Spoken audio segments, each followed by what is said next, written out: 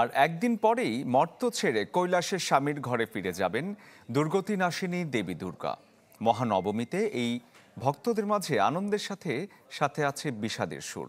কাল প্রতিমা বিসর্জনের মধ্য দিয়ে শেষ হবে এবছরের শারদীয় দুর্গোৎসব।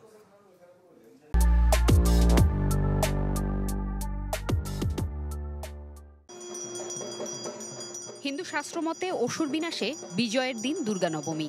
এদিন রুদ্ররূপ ধারণ করে মহিষাসুরকে বধ করেন দশভুজা দেবী। মন্দির মণ্ডপে সন্ধি পুজোয় শুরু হয় নবমীর তিথি।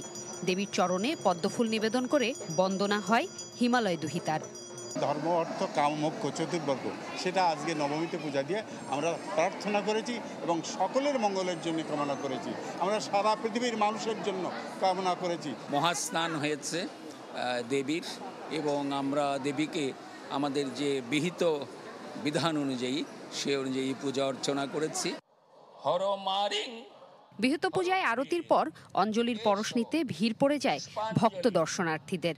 দেশ ও দশের সুখ শান্তি আর সমৃদ্ধি কামনায় নত যেন সনাতন ধর্মাবলম্বীরা। অন্যান্য বছর যেরকম নিজের জন্য বা নিজের পরিবারের জন্য বেশি করে প্রার্থনা করা হয়, এবার মনে হয় সেখান থেকে সরে এসে একটু আশেপাশে সবার জন্য, দেশের জন্য, পারিপার্শ্বিক মঙ্গলের জন্য, কল্যাণের জন্য কামনা করছি। একটা মানুষের ষড়রিপু, এই রিপুগুলো যাতে দূরীভূত হয়, আমি যাতে আমার মধ্যে মানবিক মূল্যবোধগুলো যাতে বিকশিত হয় এবং আমার পরিবার যাতে সেই ধারায় পরিচালিত হয়। আমরা যদি নিজেরা সবসময় ঠিক থাকি তাহলে দেশবাসীও ঠিক থাকবে, আমাদের দেশটাও ঠিক থাকবে, আশেপাশের মানুষজনও ঠিক থাকবে। রাত পোহালেই এবারের মতো বিদায় দিতে হবে দুর্গতি নাশিনীকে। তাই দেবী ভক্তদের মাঝে আনন্দের সাথে আছে বিষাদের সুরও। ভক্তি শ্রদ্ধায় আরাধনা চলে দেবী দুর্গার। অঙ্গীকার ছিল মনের অসু দমনের।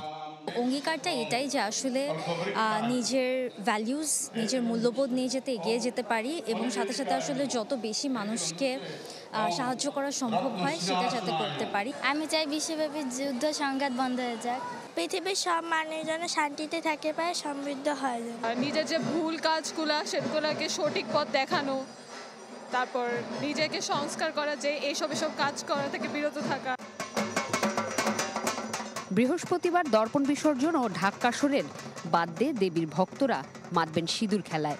তারপর হবে বিজয়া বর্ণাঢ্য শোভাযাত্রা। প্রতিমা বিসর্জনের মধ্য দিয়ে শেষ হবে এবারের শারদীয় দুর্গোৎসব।